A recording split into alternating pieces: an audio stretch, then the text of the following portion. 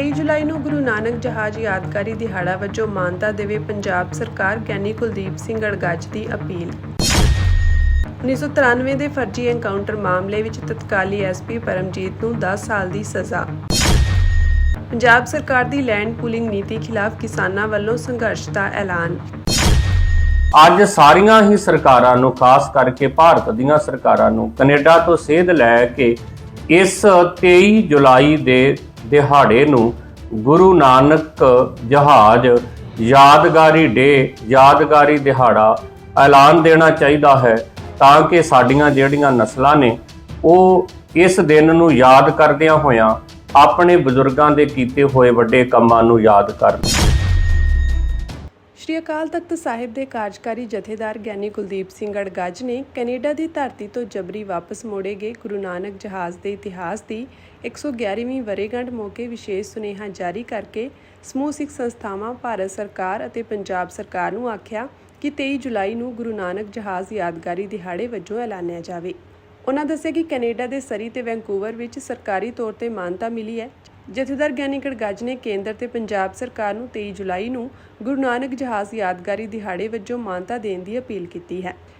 ਉਨ੍ਹਾਂ ਕਿਹਾ ਕਿ ਅੱਜ ਦੇ ਦਿਨ 23 ਜੁਲਾਈ 1914 ਨੂੰ ਕੈਨੇਡਾ ਦੀ ਧਰਤੀ ਉੱਤੇ ਚੰਗੇ ਭਵਿੱਖ ਦੀ ਭਾਲ ਵਿੱਚ ਗੱਦਰੀ ਬਾਬੇ ਬਾਬਾ ਗੁਰਦਿੱਤ ਸਿੰਘ ਦੀ ਅਗਵਾਈ ਵਿੱਚ ਪਹੁੰਚੇ ਪੰਜਾਬੀਆਂ, ਜਿਨ੍ਹਾਂ ਵਿੱਚ ਬਹੁ ਗਿਣਤੀ ਸਿੱਖਾਂ ਦੀ ਸੀ, ਉਨ੍ਹਾਂ ਨੂੰ ਜਬਰੀ ਵਾਪਸ ਮੋੜ ਦਿੱਤਾ ਗਿਆ ਸੀ, ਜੋ ਕਿ ਮਨੁੱਖੀ ਅਧਿਕਾਰਾਂ ਦੀ ਵੱਡੀ ਉਲੰਘਣਾ ਸੀ। ਜਿਵੇਂ ਕੈਨੇਡਾ ਦੇ ਵਿੱਚ ਗੁਰੂ ਨਾਨਕ ਜਹਾਜ਼ ਯਾਦਗਾਰੀ ਦਿਹਾੜਾ ਮਨਾਇਆ ਜਾ ਰਿਹਾ ਹੈ, ਇਹਦੇ ਤੋਂ ਸੇਧ ਲੈ ਕੇ ਜਿੰਨੀਆਂ ਵੀ ਸਿੱਖ ਸੰਸਥਾਵਾਂ ਨੇ, ਸਭ ਤੋਂ ਪਹਿਲਾਂ ਇਹਨਾਂ ਨੂੰ 23 ਜੁਲਾਈ ਨੂੰ ਗੁਰੂ ਨਾਨਕ ਜਹਾਜ਼ ਯਾਦਗਾਰੀ ਦਿਹਾੜਾ ਐਲਾਨਣਾ ਚਾਹੀਦਾ ਹੈ। ਫਿਰ ਪੰਜਾਬ ਸਰਕਾਰ ਨੂੰ ਐਲਾਨਣਾ ਚਾਹੀਦਾ ਹੈ ਤੇ ਫਿਰ ਭਾਰਤ ਸਰਕਾਰ ਨੂੰ ਵੀ ਗੁਰੂ ਨਾਨਕ ਜਹਾਜ਼ ਯਾਦਗਾਰੀ ਦਿਹਾੜਾ ਐਲਾਨਣਾ ਚਾਹੀਦਾ ਹੈ, ਕਿਉਂਕਿ 20ਵੀਂ ਸਦੀ ਦੇ ਆਰੰਭ ਦੇ ਵਿੱਚ ਇਹ ਜਿਹੜੀ ਘਟਨਾ ਸੀ, ਇਸ ਘਟਨਾ ਨੇ ਦੇਸ਼ ਦੀ ਆਜ਼ਾਦੀ ਦੇ ਵਿੱਚ ਬਹੁਤ ਵੱਡਾ ਯੋਗਦਾਨ ਪਾਇਆ, ਦੇਸ਼ ਦੇ ਲੋਕਾਂ ਨੂੰ ਜਾਗਰੂਕ ਕੀਤਾ। ਤਾਂ ਅੱਜ ਜੇ ਭਾਰਤ ਦੇ ਲੋਕ ਆਜ਼ਾਦੀ ਦਾ ਨਿੱਘ ਮਾਣ ਰਹੇ ਹਨ, ਤਾਂ ਆਜ਼ਾਦੀ ਦੇ ਜਿਹੜੇ ਮਹਾਨ ਨਾਇਕ ਨੇ ਬਾਬਾ ਗੁਰਦਿੱਤ ਸਿੰਘ ਜੀ ਅਤੇ ਬਾਬਾ ਗੁਰਦਿੱਤ ਸਿੰਘ ਜੀ ਹੋਣਾ ਨੇ ਜਿਹੜਾ ਗੁਰੂ ਨਾਨਕ ਜਹਾਜ਼ ਭਾਰਤ ਦੀ ਧਰਤੀ ਤੋਂ ਕੈਨੇਡਾ ਦੀ ਧਰਤੀ ਤੇ ਲਿਜਾਇਆ, ਜਿਸ ਨੇ ਹਰ ਤਰੀਕੇ ਦੇ ਵਿਤਕਰੇ ਦਾ ਵਿਰੋਧ ਦਾ ਆਰੰਭ ਬੰਨਿਆ, ਤਾਂ ਅੱਜ ਸਾਰੀਆਂ ਹੀ ਸਰਕਾਰਾਂ ਨੂੰ, ਖਾਸ ਕਰਕੇ ਭਾਰਤ ਦੀਆਂ ਸਰਕਾਰਾਂ ਨੂੰ ਕੈਨੇਡਾ ਤੋਂ ਸੇਧ ਲੈ ਕੇ ਇਸ 23 ਜੁਲਾਈ ਦੇ ਦਿਹਾੜੇ ਨੂੰ ਗੁਰੂ ਨਾਨਕ ਜਹਾਜ਼ ਯਾਦਗਾਰੀ ਦਿਹਾੜਾ ਐਲਾਨ ਦੇਣਾ ਚਾਹੀਦਾ ਹੈ, ਤਾਂ ਕਿ ਸਾਡੀਆਂ ਜਿਹੜੀਆਂ ਨਸਲਾਂ ਨੇ ਉਹ ਇਸ ਦਿਨ ਨੂੰ ਯਾਦ ਕਰਦਿਆਂ ਹੋਇਆਂ ਆਪਣੇ ਬਜ਼ੁਰਗਾਂ ਦੇ ਕੀਤੇ ਹੋਏ ਵੱਡੇ ਕੰਮਾਂ ਨੂੰ ਯਾਦ ਕਰਨ। ਦੂਜਾ, ਇਹ ਜਿਹੜਾ ਬੇੜਾ ਸੀ, ਇਸ ਦਾ ਨਾਮ ਗੁਰੂ ਨਾਨਕ ਜਹਾਜ਼ ਸੀ। ਅੱਜ ਜਿੱਥੇ ਕਿਤੇ ਵੀ ਪਾਠ ਪੁਸਤਕਾਂ ਦੇ ਵਿੱਚ, ਸਿਲੇਬਸਾਂ ਦੇ ਵਿੱਚ ਕਾਮਾ ਗਾਟਾ ਮਾਰੂ ਪੜ੍ਹਾਇਆ ਜਾਂਦਾ ਹੈ, ਉਸ ਦੀ ਥਾਂ ਦੇ ਉੱਤੇ ਗੁਰੂ ਨਾਨਕ ਜਹਾਜ਼ ਪੜ੍ਹਾਇਆ ਜਾਣਾ ਚਾਹੀਦਾ ਹੈ, ਕਿਉਂਕਿ ਉਸ ਵੇਲੇ ਦੇ ਸਿੱਖਾਂ ਨੇ ਇਸ ਬੇੜੇ ਦਾ ਨਾਮ ਗੁਰੂ ਨਾਨਕ ਜਹਾਜ਼ ਰੱਖਿਆ ਸੀ। ਮੈਂ ਵੈਨਕੂਵਰ ਅਤੇ ਸਰੀ ਦੀਆਂ ਕੌਂਸਲਾਂ ਦਾ ਧੰਨਵਾਦ ਕਰਦਾ ਹਾਂ, ਜਿਨ੍ਹਾਂ ਨੇ ਕਾਮਾ ਗਾਟਾ ਮਾਰੂ ਤੋਂ ਬਦਲ ਕੇ ਸਟਰੀਟਾਂ ਦਾ ਨਾਮ ਪਹਿਲਾਂ ਗੁਰੂ ਨਾਨਕ ਜਹਾਜ਼ ਰੱਖਿਆ ਹੈ, ਔਰ ਨਾਲ ਦੀ ਨਾਲ ਹੀ ਵੈਨਕੂਵਰ ਅਤੇ ਸਰੀ ਦੇ ਵਿੱਚ 23 ਜੁਲਾਈ ਨੂੰ ਯਾਦ ਕਰਦਿਆਂ ਹੋਇਆਂ ਇਸ ਦਿਨ ਨੂੰ ਗੁਰੂ ਨਾਨਕ ਜਹਾਜ਼ ਯਾਦਗਾਰੀ ਐਲਾਨ ਦਿੱਤਾ ਹੈ। ਇਹਦੇ ਲਈ ਉਹਨਾਂ ਸਾਰਿਆਂ ਵੀਰਾਂ ਦਾ, ਜਥੇਬੰਦੀਆਂ ਦਾ ਧੰਨਵਾਦ ਹੈ, ਜਿਨ੍ਹਾਂ ਨੇ ਇਹਦੇ ਲਈ ਉਚੇਚੇ ਯਤਨ ਕੀਤੇ। ਪਰਮਜੀਤ ਸਿੰਘ ਨੂੰ 364 ਦੇ ਵਿੱਚ ਤੇ 343 ਦੇ ਵਿੱਚ ਜਿਹੜਾ ਅੱਜ 10 ਸਾਲ ਦੀ ਸਜ਼ਾ ਤੇ 50,000 ਰੁਪਇਆ ਦਾ ਜੁਰਮਾਨਾ ਕੀਤਾ ਗਿਆ।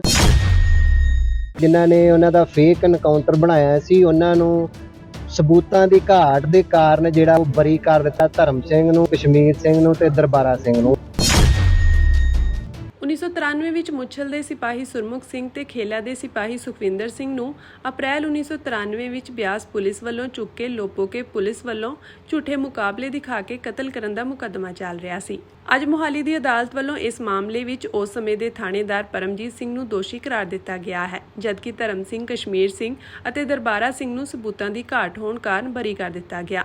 ਅੱਜ ਮੁਹਾਲੀ ਦੀ ਸੀਬੀਆਈ ਅਦਾਲਤ ਨੇ ਪਰਮਜੀਤ ਸਿੰਘ ਨੂੰ 364 ਅਤੇ 343 ਮਾਮਲੇ ਵਿੱਚ 1 ਸਾਲ ਦੀ ਸਜ਼ਾ ਅਤੇ 50,000 ਰੁਪਏ ਜੁਰਮਾਨਾ ਲਗਾਇਆ ਹੈ। ਦੱਸ ਦਈਏ ਕਿ ਉਸ ਸਮੇਂ ਸੁਰਮੁਖ ਸਿੰਘ ਦੀ ਉਮਰ 24 ਸਾਲ ਅਤੇ ਸੁਖਵਿੰਦਰ ਸਿੰਘ ਦੀ ਉਮਰ 25 ਸਾਲ ਸੀ। ਇਹਨਾਂ ਨੂੰ ਪੁਲਿਸ ਦੇ ਹੀ ਕੁਝ ਮੁਲਾਜ਼ਮ ਘਰੋਂ ਇਹ ਕਹਿ ਕੇ ਲੈ ਗਏ ਸਨ ਕਿ ਤੁਹਾਨੂੰ ਵੱਡੇ ਸਾਹਿਬ ਨੇ ਬੁਲਾਇਆ। ਉਸ ਤੋਂ ਬਾਅਦ ਇਹਨਾਂ ਦੋਨਾਂ ਦਾ ਕੁਝ ਵੀ ਪਤਾ ਨਹੀਂ ਚੱਲਿਆ। 1993 ਦਾ ਫੇਕ ਐਨਕਾਊਂਟਰ ਦਾ ਮਾਮਲਾ ਸੀ, ਜਿਹੜਾ 2 ਪੁਲਿਸ ਵਾਲੇ ਨੌਜਵਾਨਾਂ ਨੂੰ ਪੁਲਿਸ ਵੱਲੋਂ ਹੀ ਚੁੱਕ ਕੇ ਜਿਹੜਾ ਉਹ ਮਾਰ ਦਿੱਤਾ ਗਿਆ ਸੀ ਤੇ ਉਹਨਾਂ ਨੂੰ 18/4/1993 ਨੂੰ ਇੱਕ ਪਿੰਡ ਖੇਲੇ ਦਾ ਸੁਖਵਿੰਦਰ ਸਿੰਘ ਨਾਂ ਦਾ ਕਾਂਸਟੇਬਲ ਸੀ ਤੇ ਦੂਸਰਾ ਹੈਗਾ ਸੀ ਸੁਰਮੁਖ ਸਿੰਘ ਪਿੰਡ ਮੁੱਛਲ ਦਾ, ਜਿਹਨੂੰ ਥਾਣਾ ਬਿਆਸ ਦੀਆਂ 2 ਵੱਖ-ਵੱਖ ਪੁਲਿਸ ਪਾਰਟੀਆਂ ਨੇ 18/4/1993 ਨੂੰ ਉਹਨਾਂ ਦੇ ਘਰਾਂ ਤੋਂ ਚੱਕਿਆ ਤੇ 22/4/1993 ਨੂੰ ਜਿਹੜਾ ਥਾਣਾ ਲੋਪੋਕੀ ਪੁਲਿਸ ਨੇ ਉਹਨਾਂ ਦਾ ਝੂਠਾ ਫੇਕ ਐਨਕਾਊਂਟਰ ਬਣਾ ਕੇ ਉਹਨਾਂ ਨੂੰ ਜਿਹੜਾ ਮਾਰ ਦਿੱਤਾ ਗਿਆ। ਪਰਮਜੀਤ ਸਿੰਘ ਨੂੰ 364 ਦੇ ਵਿੱਚ ਤੇ 343 ਦੇ ਵਿੱਚ ਜਿਹੜਾ ਅੱਜ 10 ਸਾਲ ਦੀ ਸਜ਼ਾ ਤੇ 50,000 ਰੁਪਇਆ ਦਾ ਜੁਰਮਾਨਾ ਕੀਤਾ ਗਿਆ ਤੇ ਜਿਹੜਾ 302 ਦੇ ਵਿੱਚ ਜਿਹੜਾ ਕੋਰਟ ਨੇ ਉਹ ਬੰਦੇ ਜਿਨ੍ਹਾਂ ਨੇ ਉਹਨਾਂ ਦਾ ਫੇਕ ਐਨਕਾਊਂਟਰ ਬਣਾਇਆ ਸੀ ਉਹਨਾਂ ਨੂੰ ਸਬੂਤਾਂ ਦੀ ਘਾਟ ਦੇ ਕਾਰਨ ਜਿਹੜਾ ਉਹ ਬਰੀ ਕਰ ਦਿੱਤਾ, ਧਰਮ ਸਿੰਘ ਨੂੰ, ਕਸ਼ਮੀਰ ਸਿੰਘ ਨੂੰ ਤੇ ਦਰਬਾਰਾ ਸਿੰਘ ਨੂੰ। ਤੇ ਪੰਜਾਬ ਸਰਕਾਰ ਜਲਦੀ ਸਮਝ ਲੂਗੀ, ਨਹੀਂ ਤੇ ਠੀਕ ਹੈ, ਨਹੀਂ ਤੇ ਫਿਰ ਅੰਦੋਲਨ ਦਾ ਸੇਕ ਝੱਲਣ ਨੂੰ ਤਿਆਰ ਰਹੇ, ਫਿਰ ਦੇਖਾਂਗੇ ਕੀ। ਕਿਸਾਨ ਆਗੂ ਸਰਵਣ ਸਿੰਘ ਪੰਧੇਰ ਨੇ ਪ੍ਰੈਸ ਵਾਰਤਾ ਕਰਦਿਆਂ ਕਿਹਾ ਕਿ ਪੰਜਾਬ ਸਰਕਾਰ ਦੀ ਲੈਂਡ ਪੂਲਿੰਗ ਨੀਤੀ ਨੂੰ ਕਿਸਾਨ ਤੇ ਮਜ਼ਦੂਰ ਰੱਦ ਕਰਦੇ ਹਨ।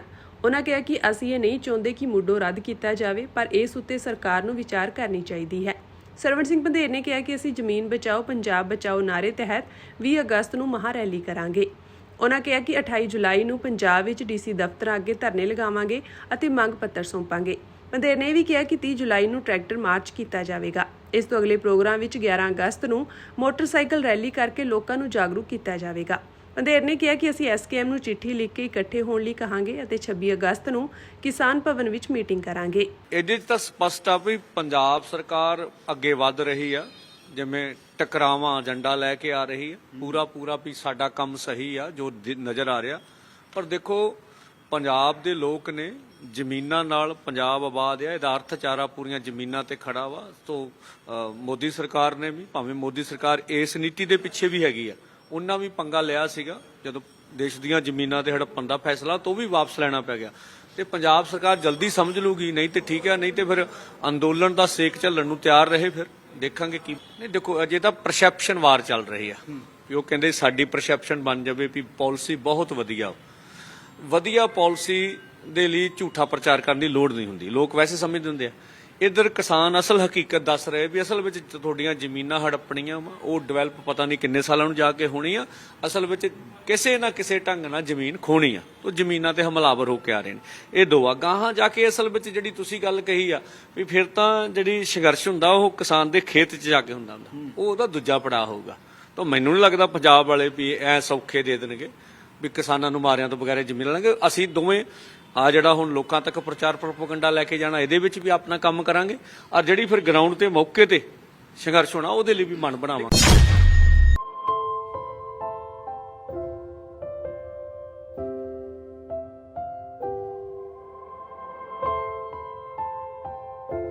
ਟਰਬਨ ਟੋਰਨਾਡੋ ਦੇ ਨਾਂ ਨਾਲ ਜਾਣੇ ਜਾਣ ਵਾਲੇ ਦੁਨੀਆ ਦੇ ਸਭ ਤੋਂ ਬਜ਼ੁਰਗ ਮੈਰਾਥਨ ਦੌੜਾਕ ਫੌਜਾ ਸਿੰਘ ਦੀ ਅੱਜ ਜੱਦੀ ਪਿੰਡ ਬਿਆਸ ਵਿਖੇ ਅੰਤਿਮ ਅਰਦਾਸ ਕੀਤੀ ਗਈ। ਫੌਜਾ ਸਿੰਘ ਨਿਮਿਤ ਪਾਠ ਦਾ ਭੋਗ ਪਠਾਨਕੋਟ ਜਲੰਧਰ ਹਾਈਵੇ ਤੇ ਸਥਿਤ ਗੁਰਦੁਆਰਾ ਸ਼੍ਰੀ ਬਾਬੇ ਸ਼ਹੀਦਾਂ ਸਮਰਾਟਪੁਰ ਵਿਖੇ ਪਾਇਆ ਗਿਆ। ਇਸ ਮੌਕੇ ਉਹਨਾਂ ਨੂੰ ਸ਼ਰਧਾਂਜਲੀ ਦੇਣ ਸ਼੍ਰੋਮਣੀ ਕਮੇਟੀ ਦੇ ਪ੍ਰਧਾਨ ਹਰਜਿੰਦਰ ਸਿੰਘ ਧਾਮੀ, ਜਥੇਦਾਰ ਕੁਲਦੀਪ ਸਿੰਘ ਅੜਗਾਜ, ਕਿਸਾਨ ਆਗੂ ਜਗਜੀਤ ਸਿੰਘ ਡੱਲੇਵਾਲ ਸਮੇਤ ਕਈ ਪ੍ਰਮੁੱਖ ਆਗੂਆਂ ਅਤੇ ਸੰਗਤਾਂ ਨੇ ਸ਼ਿਰਕਤ ਕੀਤੀ। ਦੁਨੀਆ ਦੇ ਸਭ ਤੋਂ ਬਜ਼ੁਰਗ ਐਥਲੀਟ ਫੌਜਾ ਸਿੰਘ ਦਾ 20 ਜੁਲਾਈ ਨੂੰ ਅੰਤਿਮ ਸੰਸਕਾਰ ਉਹਨਾਂ ਦੇ ਜੱਦੀ ਪਿੰਡ ਬਿਆਸ ਵਿਖੇ ਕੀਤਾ ਗਿਆ ਸੀ। ਇਸ ਦੌਰਾਨ ਮੁੱਖ ਮੰਤਰੀ ਭਗਵੰਤ ਮਾਨ, ਪੰਜਾਬ ਦੇ ਗਵਰਨਰ ਗੁਲਾਬ ਚੰਦ ਕਟਾਰੀਆ, ਕਾਂਗਰਸੀ ਨੇਤਾ ਰਾਣਾ ਗੁਰਜੀਤ ਸਿੰਘ ਸਮੇਤ ਕਈ ਪ੍ਰਮੁੱਖ ਆਗੂਆਂ ਨੇ ਫੌਜਾ ਸਿੰਘ ਨੂੰ ਸ਼ਰਧਾਂਜਲੀ ਦਿੱਤੀ ਸੀ। ਦੱਸਣਯੋਗ ਹੈ ਕਿ 114 ਸਾਲਾਂ ਦੇ ਫੌਜਾ ਸਿੰਘ ਦੁਨੀਆ ਦੇ ਸਭ ਤੋਂ ਬਜ਼ੁਰਗ ਮੈਰਾਥਨ ਦੌੜਾਕ ਹਨ, ਜਿਨ੍ਹਾਂ ਨੇ 80 ਸਾਲ ਦੀ ਉਮਰ ਵਿੱਚ ਦੌੜਨਾ ਸ਼ੁਰੂ ਕੀਤਾ ਅਤੇ 90 ਸਾਲ ਦੀ ਉਮਰ ਵਿੱਚ ਇੰਗਲੈਂਡ ਵਿੱਚ ਆਪਣੀ ਪਹਿਲੀ ਮੈਰਾਥਨ ਪੂਰੀ ਕੀਤੀ। 100 ਸਾਲ ਦੀ ਉਮਰ ਵਿੱਚ ਉਹਨਾਂ ਨੇ ਟੋਰਾਂਟੋ ਵਿੱਚ ਹੋਈ ਮੈਰਾਥਨ ਵਿੱਚ ਵਿਸ਼ਵ ਰਿਕਾਰਡ ਬਣਾਇਆ ਅਤੇ ਆਪਣਾ ਨਾਮ ਵਰਲਡ ਰਿਕਾਰਡ ਬੁੱਕ ਵਿੱਚ ਦਰਜ ਕਰਵਾਇਆ। ਫੌਜਾ ਸਿੰਘ ਆਪਣੇ ਵੱਡੇ ਪੁੱਤਰ ਸੁਖਜਿੰਦਰ ਸਿੰਘ ਨਾਲ ਲੰਮੇ ਸਮੇਂ ਤੱਕ ਇੰਗਲੈਂਡ ਵਿੱਚ ਰਹੇ। ਉਹ 26 ਸਾਲ ਉੱਥੇ ਰਹੇ ਅਤੇ ਕਈ ਮੁਕਾਬਲਿਆਂ ਵਿੱਚ ਹਿੱਸਾ ਲਿਆ ਅਤੇ ਅੰਤਰਰਾਸ਼ਟਰੀ ਪੱਧਰ ਤੇ ਪੰਜਾਬ ਦਾ ਨਾਮ ਰੋਸ਼ਨ ਕੀਤਾ।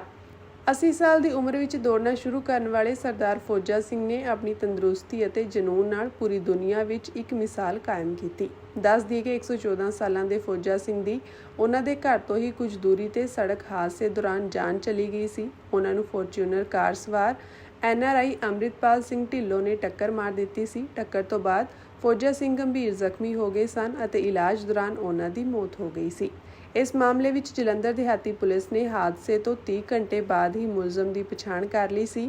NRI ਅੰਮ੍ਰਿਤਪਾਲ ਸਿੰਘ ਢਿੱਲੋਂ ਨੂੰ ਗ੍ਰਿਫਤਾਰ ਕੀਤਾ ਗਿਆ ਅਤੇ ਉਸ ਦੀ ਫੋਰਚੂਨਰ ਗੱਡੀ ਨੂੰ ਵੀ ਬਰਾਮਦ ਕੀਤਾ ਗਿਆ। ਪੁਲਿਸ ਨੇ ਮੁਲਜ਼ਮ ਨੂੰ ਕੋਰਟ ਵਿੱਚ ਪੇਸ਼ ਕਰਨ ਤੋਂ ਬਾਅਦ ਜੇਲ੍ਹ ਭੇਜ ਦਿੱਤਾ।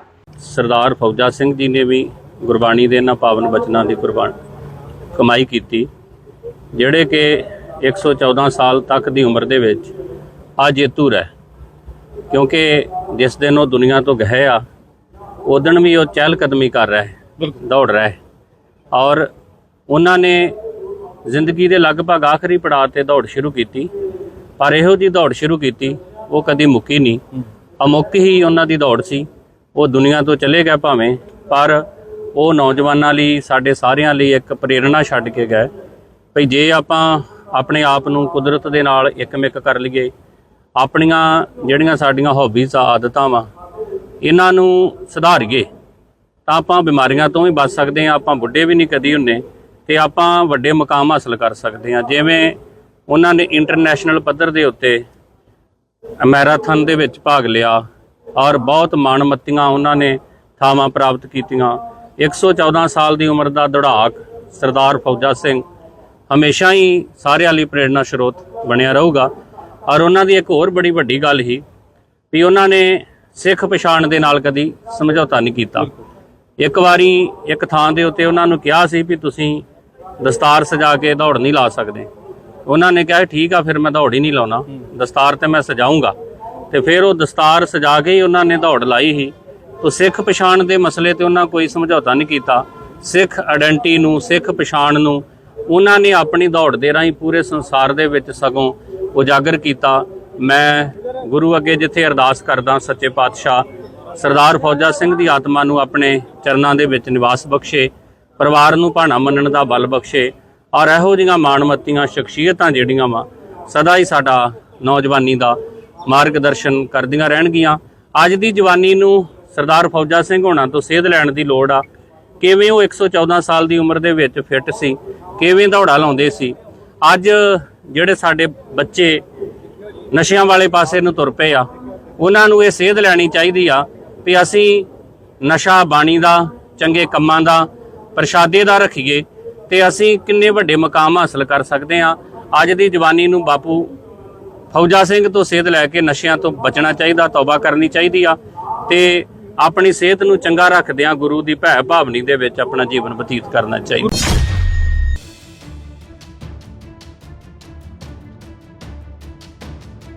ਲੱਖੀ ਜੰਗਲ ਖਾਲਸਾ ਜਥਾ ਦਮਦਮਾ ਸਾਹਿਬ ਵੱਲੋਂ ਸ਼੍ਰੀ ਅਕਾਲ ਤਖਤ ਸਾਹਿਬ ਦੀ ਸੇਵਾ ਸੰਭਾਲ ਦੀ ਜੁਗਤ ਨੂੰ ਨਵਿਆਉਣ ਲਈ ਵਿਚਾਰ ਹਿੱਤ ਗੋਸ਼ਟ ਸਭਾ ਕਰਵਾਈ ਗਈ, ਜਿਸ ਵਿੱਚ ਵੱਖ-ਵੱਖ ਪੰਥਕ ਅਤੇ ਸਿੱਖ ਜਥਿਆਂ ਦੇ ਨੁਮਾਇੰਦਿਆਂ ਅਤੇ ਸਿੱਖ ਸ਼ਖਸੀਅਤਾਂ ਨੇ ਸ਼ਮੂਲੀਅਤ ਕਰਦਿਆਂ ਆਪਣੇ ਵਿਚਾਰ ਸਾਂਝੇ ਕੀਤੇ।